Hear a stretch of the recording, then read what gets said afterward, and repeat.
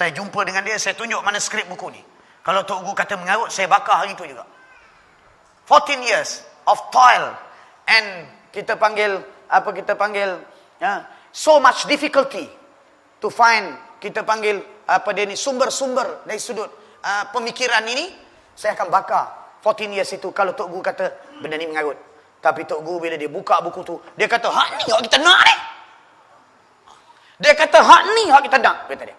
Lepas tu dia kata masukkan dalam perbahasan buku entah analisa terhadap perlembagaan negara. Maka saya masukkan perbahasan tentang perlembagaan negara yang merupakan rukun-rukun sekularisme dari sudut politik. Jadi kalau kita nak bahaskan secara panjang tentang bagaimana bercanggahnya sekularisme itu dengan ahli sunnah wal jamaah, ya, tentu masa tidak mengizinkan, tetapi saya rasa dengan apa yang telah dilontarkan sudah cukup untuk kita memahami musuh sebenar ahli sunnah wal jamaah ialah sekularisme, ialah falsafah. Bukannya musuh sebenarnya iaitu fahaman Wahabi dan Salafi, tetapi musuh sebenarnya ialah sekularisme, tanpa menafikan fahaman Wahabi dan Salafi itu mempunyai pandangan-pandangan khilafiat yang tidak sepatutnya ditonjolkan kerana ia masalah khilafiat, bukan masalah bid'ah. Masalah khilafiat, bukan bid'ah. Baik. Jadi, tuan-tuan yang dirahmati Allah, sebab itu disebut di sini, saya bacakan, apakah dia ilmu tauhid itu, yang juga namanya ilmu kalam. Qala Al-Ghazali fil Ihya ma nassuhu. Kata Imam Al-Ghazali dalam kitab Ihya yang nasnya, wa ammal kalam, iaitu ilmu tauhid yang dibawa oleh Al-Imam Abu Hasan Asy'ari, fa maqsuduhu himayatul mu'taqadat allati naqalaha ahlu sunnah min as-salaf as-salih la ghair. Maka ilmu kalam maksudnya ialah sebenarnya untuk memelihara dan melindungi akidah-akidah yang diambil oleh ahli sunnah daripada para salafus salih, daripada sahabat dan para tabi'in dan tabi'in. La ghair, tak ada matlamat yang lain. Berarti ilmu tauhid, ilmu kalam, ilmu usuluddin yang diasaskan oleh Imam Abu Hasan Asy'ari itu adalah ilmu yang bertujuan melindungi akidah para salafus salih. Melindungi akidah para salafus salih itu daripada apa? Daripada serangan-serangan ahli falsafah dan golongan yang menyalahi akan akidah mereka. Baik, melindunginya dengan apa? Dengan dalil naqli dan akli. Itu dia yang dipanggil ilmu sifat 20, yang dipitnah dengan sebagai bid'ah, yang dianggap ilmu sifat 20 sebagai falsafah, ilmu kalam sebagai falsafah. Sedangkan ilmu itu bukan falsafah, tetapi dibentuk untuk menyerang falsafah dan melindungi Islam daripada falsafah. Bukannya ilmu itu falsafah. Itu adalah ilmu syariat, yaitu ilmu yang mensabit atau mengisbatkan akidah yang benar dan menerangkan dan menyingkap akidah yang batil, yang menyalahi pegangan ahli sunnah wal jamaah. Jadi apabila berlaku kekeliruan yang bermacam-macam, akhirnya menyebabkan ilmu yang sangat bermanfaat ini tidak dipelajari dengan betul, sehingga akhirnya umat menjadi kabur tentang kedudukan sekularisme dan berbagai falsafah yang timbul. Dalam daurah dengan pelajar universiti, saya tanya ada berapa sekarang aliran-aliran pemikiran di Malaysia. Bila dibuat bancian, lebih kurang 7. KID-nya, kemudian triple IT-nya, kemudiannya apa lagi? Apa yang dipanggil sebagai Islamic Renaissance Front, dan macam-macam lagi. Golongan yang menolak hadis, dan macam-macam lagi. Yang mana aliran-aliran intelektual ini pada hakikatnya menyodorkan pemikiran barat itu dengan istilah-istilah Islam. Menyodorkan falsafah dengan istilah Islam. Mereka tidak berpijak di atas pendirian ahli sunnah wal jamaah. Ini masalah besar lagi yang dihadapi oleh kita di tanah air, berdepan dengan kebanjiran pemikiran-pemikiran asing yang dibawa masuk dengan menggunakan jubah Islam. Dipanggil pseudo Islam. Dan ini adalah kesan daripada sekularisme itu sendiri, yang sememangnya suatu faham yang tidak menjadikan perlindungan dan pemeliharaan agama sebagai matlamat dan tujuan mereka. Jadi tuan-tuan yang dirahmati Allah, saya harap dengan keterangan yang ringkas dan pantas itu tadi, tuan-tuan mendapat gambaran bahawa sekularisme yang menjadi dasar politik negara pada hari ini sebenarnya adalah pahaman yang bercanggah dengan akidah Islam dan pendirian ahli sunnah wal jamaah. Saya minta kepada tuan-tuan guru, qadi-qadi, para alim ulama supaya menyedari akan hakikat ini, supaya mereka tidak menjadikan umat Islam berpolemik dalam perkara yang sia-sia.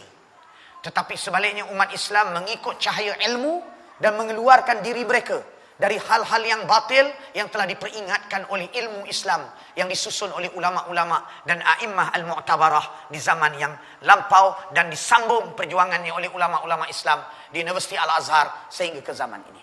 Ya tuan-tuan yang dirahmati Allah, itulah dia sedikit pembentangan atau lontaran tajuk pertentangan sekularisme dengan ahli sunnah wal jamaah. Saya harap tuan-tuan dah faham dah? Dah faham sebab apa yang kata bertentangan sekularisme dengan ahli sunnah wal jamaah ini. Baik, kalau dah faham saya buka soalan. Silakan kalau ada nak tanya. Boleh Ustaz? Supaya mengkayakan lagi perbincangan kita. Saya lagi kata dah faham. Isteri dia pun kata dah faham. Apa yang awak faham? Entah aku pun tak faham. Dia. Habis tadi kata dah faham. Memang dah faham. Dengar macam faham.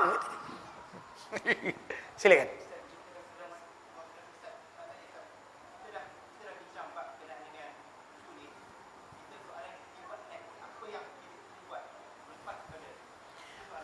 Baik, apa yang kita perlu buat? Baik. Negara kita ni adalah negara yang mengikuti sistem pilihan raya. Dan setiap golongan yang menganuti falsafah mereka menawarkan tawaran mereka kepada rakyat, kepada umat. Kalau dulu ada komunisme dan komunis pernah memerintah negara sekejap. Kemudiannya ada kita panggil parti-parti komunis, tapi oleh kerana mereka ini membawa pendekatan yang ganas, maka parti-parti ini diharamkan. Tapi masih kekal lagi parti falsafah yang berdasarkan falsafah, walaupun bukan komunisme, iaitu yang dipanggil parti yang bertunjangkan nasionalisme dan sekularisme, iaitu parti yang memerintah negara ini semenjak merdeka sehingga ke hari ini. Jadi ini adalah merupakan suatu parti yang berdasarkan kepada fahaman yang bercanggah dengan Islam daripada sudut politik dan pentadbiran. Kerana ianya tidak diambil dari Al-Quran dan Sunnah. Sedangkan saya telah menyebut dalam soal kemanusiaan dan dalam soal pemikiran, akal tidak mampu melahirkan suatu panduan yang pasti. Oleh sebab itu, apa-apa panduan yang diambil dari akal dalam soal sosial, sama ada ekonomi, sama ada politik, sama ada pendidikan, sama ada daripada aspek sejarah, sama ada daripada aspek psikologi, ia adalah bersifat andaian. Kata Profesor Koh Kei Kim, ia adalah disiplin speculation. Kalau nak kata andaian, speculation, maka dia ni nampak buruk sangat. Kerana dia bawa pendekatan sains, tetapi penemuannya adalah tidak bersifat saintifik. Maka dia panggil discipline speculation. Spekulasi yang teratur, yang terkawal. Itu dia. Tapi tetap andaian, tetap speculation. Oleh itu, pandangan-pandangan yang dilontarkan oleh ideologi-ideologi ini dalam menguruskan masyarakat dan membangunkan masyarakat adalah pandangan yang separuhnya benar dan lebih banyak tak benar.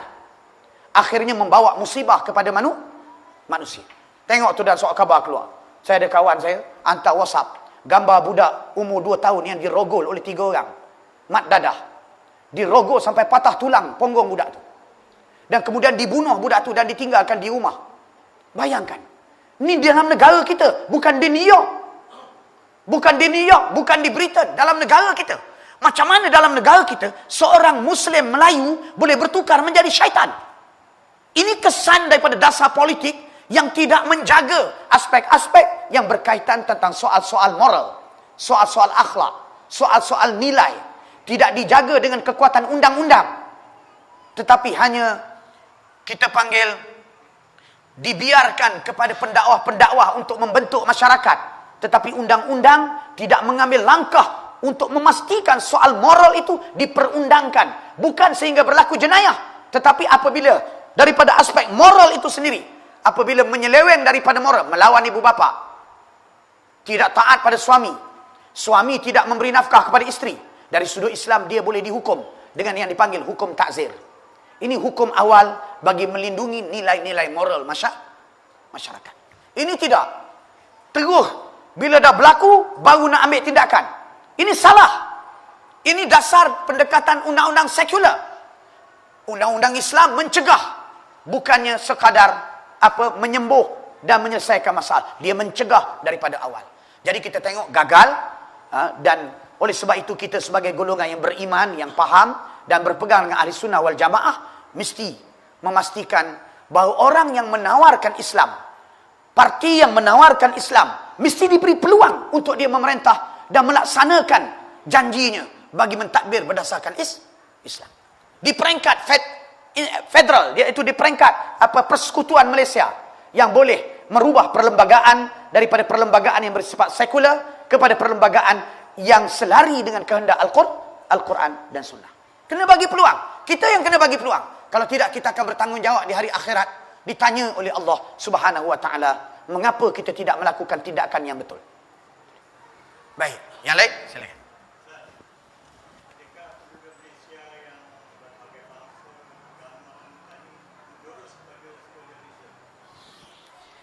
Baik.